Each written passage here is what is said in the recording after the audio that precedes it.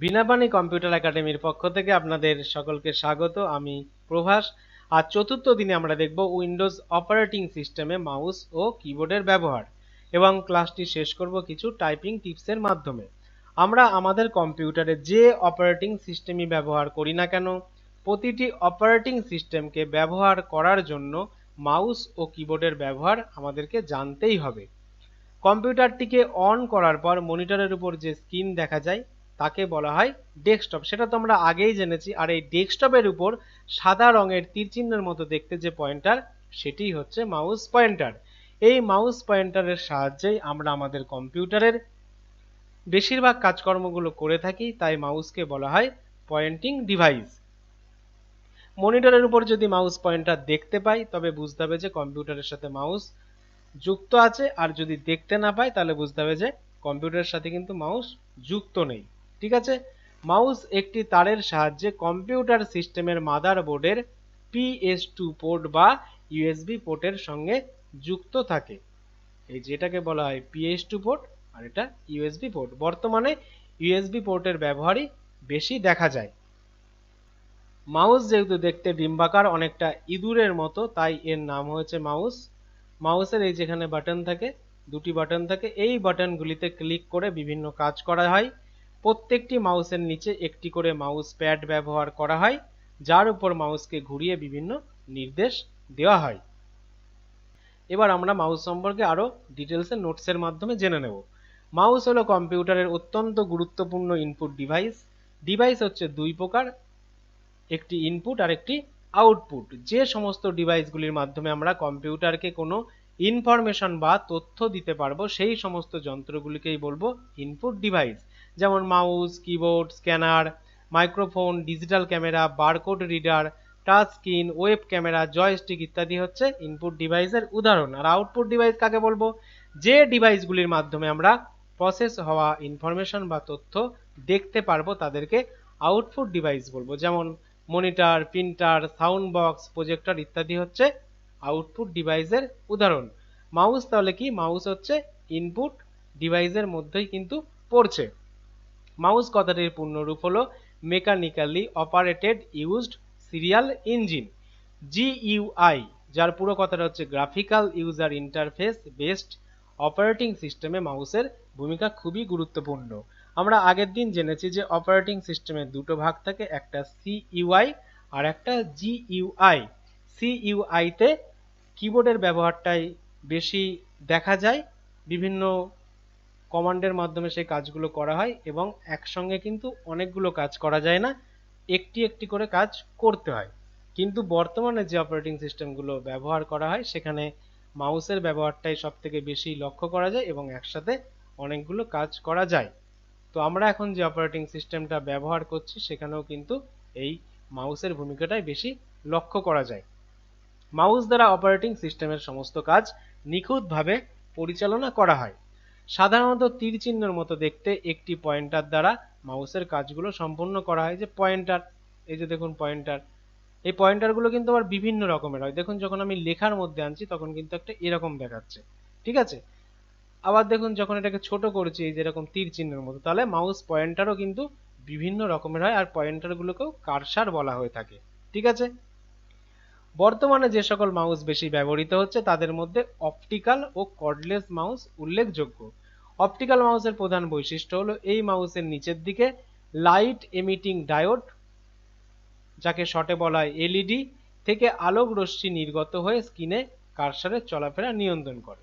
আর cordless mouse কোনগুলো? Cordless মাউসের প্রধান বৈশিষ্ট্য হলো এই মাউসগুলিতে কোনো তার থাকে না, ঠিক আছে। এই মাউসগুলো রেডিও তরঙ্গের মাধ্যমে কম্পিউটারের সঙ্গে সংযুক্ত থাকে, ঠিক আছে। এবং এই মাউসগুলোর মধ্যে একটা ডিভাইস থাকে, সেই ডিভাইসটাই কম্পিউটারের যে সিস্টেম ইউনিট তার মধ্যে লাগানো থাকে। বোঝা গেল? সাধারণত মাউসে দু ধরনের বাটন দেখা যায়।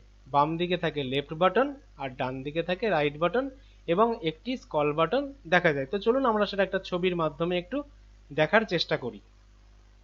এই যে মাউসের বাটন, এটাকে লেফট বাটন বলা হয়, আর ডান দিকে থাকে রাইট বাটন, আর মাঝখানে স্ক্রল হুইল, এই যে চাকার মতো যেটা দেখতে, এটাকে আমরা উপর নিচে নামিয়ে বিভিন্ন কাজ করে থাকি। আর মাউসের ফ্রন্ট এরকম দেখতে, ব্যাকটা এরকম দেখতে, এই যে এখানে এলইডিটা থাকে, এটা হচ্ছে মাউস প্যাডের উপর আমরা সরিয়ে নাড়িয়ে সমস্ত কাজকর্মগুলো করে থাকি। কেমন? এবার আমরা জেনে নেব মাউসের কোন বাটনের কি কাজ। লেফট সিঙ্গেল ক্লিক, মাউসের বাম দিকের বাটনটিকে লেফট বাটন বলা হয়। কোনো আইকনের উপর মাউস পয়েন্টারকে নিয়ে গেলে লেফট বাটনে একবার ক্লিক করলে সেই আইকনটি সিলেক্ট হবে। তো চলুন যাই আমরা দেখে নিই। এই যে বাইরে আমাদের এখানে তো অনেকগুলো আইকন আছে, এই যে এর উপর যখন আমরা ধরছি এবং এটাকে যদি আমরা একবার ক্লিক করি তখন দেখুন এটা সিলেক্ট হয়ে গেল। আর বাইরে যদি ক্লিক করি, বাইরে যে কোনো জায়গায় সেটা ডিসিলেক্ট হয়ে যাবে। তাহলে সিলেক্ট করার জন্য মাউসের লেফট বাটনটিতে একবার ক্লিক করতে হবে আমরা যে অ্যাপ্লিকেশনটার উপর করতে চাই। আর যদি ডিসিলেক্ট করতে চাই তাহলে আমাদেরকে বাইরে একবার ক্লিক করতে হবে। এবার জানবো লেফট ডাবল ক্লিক, মাউসের লেফট বাটনটিতে দুবার দ্রুত ক্লিক করার পদ্ধতিকে লেফট ডাবল ক্লিক বা শুধু ডাবল ক্লিক বলে। কোনো অ্যাপ্লিকেশন চালু করার জন্য অ্যাপ্লিকেশনের আইকনের উপর পরপর দুবার লেফট বাটনে ক্লিক করলে অ্যাপ্লিকেশনটি চালু হয়ে যাবে। চলুন আমরা যাই অ্যাপ্লিকেশনে। এই যে এখানে একটা অ্যাপ্লিকেশন আছে, এটার উপর যদি দুবার আমরা তাড়াতাড়ি মাউস ক্লিক করি লেফট বাটন, তাহলে কিন্তু অ্যাপ্লিকেশনটা ওপেন হয়ে যাবে। ঠিক আছে, এই যে কম্পিউটার লেখা, এর উপর দুবার লেফট বাটন ক্লিকটা আমরা দুবার করব। সেটা কিন্তু খুব তাড়াতাড়ি করতে হবে, যদি আমরা আস্তে আস্তে করি তাহলে কিন্তু হবে না। তাহলে আমরা ডাবল ক্লিক সম্পর্কে জানলাম। এবার জানবো রাইট সিঙ্গেল ক্লিক, মাউসের ডান দিকের বাটনটি একবার ক্লিক করার পদ্ধতিটি রাইট সিঙ্গেল ক্লিক বা রাইট ক্লিক হিসেবে পরিচিত। তো আমরা বেশিরভাগটা রাইট ক্লিকই বলে থাকি। কোনো আইকনের উপর রাইট ক্লিক করলে স্ক্রিনে একটি তালিকা দেখা যায় যা থেকে ওই আইকনকে বিভিন্নভাবে ব্যবহার করা যায়। যেমন কোনো আইকন সিলেক্ট করে রাইট বাটন ক্লিক করলে কাট, কপি, পেস্ট ইত্যাদি কাজগুলো করা যায়। তো চলুন আমরা সেটা কাজের মাধ্যমে দেখি। তাহলে প্রথমে আমরা অ্যাপ্লিকেশনের উপর লেফট ক্লিক করে ওটাকে সিলেকশন করব যে আমরা এর উপর কাজটা করতে চাই, তারপর এরপর রাইট ক্লিক করব। দেখুন এখানে বিভিন্ন অপশানগুলো আছে, এবার এই বিভিন্ন অপশানগুলোর উপর আমরা লেফট ক্লিক করে কাজগুলো পুরোটাই করতে পারি। ঠিক আছে, এবার দেখব ড্র্যাগ অ্যান্ড ড্রপ। এটা কিন্তু খুব ভালো করে বুঝুন। ড্র্যাগ অ্যান্ড ড্রপ কি? কোনো আইকনের উপর লেফট ক্লিক করে বাটনটি না ছেড়ে অন্য জায়গায় টেনে নিয়ে আসাকে ড্র্যাগ করা বলে, আর ড্র্যাগ করার পর বাটনটা ছেড়ে দেওয়াকে ড্রপ করা বলা হয়। তো চলুন আমরা ড্র্যাগ এবং ড্রপটা মাউসের ক্লিকের মাধ্যমে বুঝে নিই। ধরুন আমরা এই যে এখানে ডকুমেন্টস 2 যে আমাদের অ্যাপ্লিকেশনটা আছে বা আইকনটি আছে সেটাকে আমরা এই ডান দিকে এখানে রাখতে চাই। তখন আমরা কি করব, এই যে এর উপর মাউসের লেফট বাটনটা ক্লিক করব, মানে ক্লিক করে আর ছাড়বো না, ক্লিক করে এটাকে আমরা টেনে এনে টানছি, এই পদ্ধতিকে বলা হয় ড্র্যাগ। আর টেনে যেখানে রাখছি সেটাকে বলা হচ্ছে ড্রপ। ঠিক আছে, তাহলে ড্র্যাগ এবং ড্রপটা ভালো মতো বুঝতে পেরেছেন তো?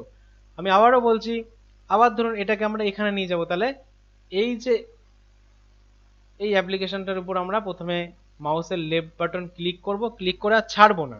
এই অবস্থায় আমরা মাউসটাকে সরিয়ে এনে এই যে ছাড়ছি এটাকে ড্রপ করা, মানে ছাড়াটাকে বলছে ড্র্যাগ করা, এবং ছেড়ে এনে আমরা যে জায়গাটার উপর রাখছি সেটাকে বলা হচ্ছে ড্রপ করা। এই যেটা ড্রপ হয়ে গেল। আচ্ছা, এখানে যে আমরা কাজটা করলাম এই কাজটা করতে হলে কিন্তু ড্র্যাগ অ্যান্ড ড্রপ করতে হলে আমাদের এই যে মাউসে রাইট ক্লিক করলাম, করে ভিউ অপশানে এই যে অটো অ্যারেঞ্জ আইকনের যদি টিক মারা থাকে, টিকটাকে এই যে ভিউ অপশানে অটো অ্যারেঞ্জ টিকটাকে তুলে নিতে হবে, নাহলে কিন্তু এখানে কাজটা কিন্তু করবে না। ঠিক আছে, তাহলে আমরা ড্র্যাগ এবং ড্রপটা বুঝে গেলাম। এবার আমরা বুঝবো যে স্ক্রল বাটনের মাধ্যমে কি কি কাজকর্ম হয়। সাধারণত মাউসের লেফট ও রাইট বাটনের মাঝখানে গোল চাকার মতো যে বাটনটা দেখতে পাওয়া যায় তাকে স্ক্রল বাটন বলে। কোনো ফাইল বা ডকুমেন্টে একাধিক পেজ একের পর এক পড়তে গেলে স্ক্রল বাটনটা ব্যবহার করা হয়। তো বোঝা গেল যে সাধারণত মাউসের লেফট ও রাইট বাটনের মাঝখানে যে গোল চাকার মতো যে বাটনটা সেটাকে স্ক্রল বাটন বলে। এই স্ক্রল বাটনটাকে উপর নিচে আমরা সরিয়ে নাড়িয়ে বিভিন্ন কাজ করতে পারি। এই যেমন এটা দেখুন আমি উপরের দিকে তুলছি, হ্যাঁ, এই যে স্ক্রলটাকে উপরের দিকে তুলছি, মানে একাধিক পেজ যদি থাকে তখন আমরা স্ক্রলটাকে উপরের দিকে তুলে বা নিচের দিকে নামিয়ে আমরা পেজটাকে উপর নিচ করে সম্পূর্ণ পেজটা আমরা পড়তে পারি। তাহলে ঠিক আছে, তাহলে মাউস আশা করি আপনারা বুঝতে পেরে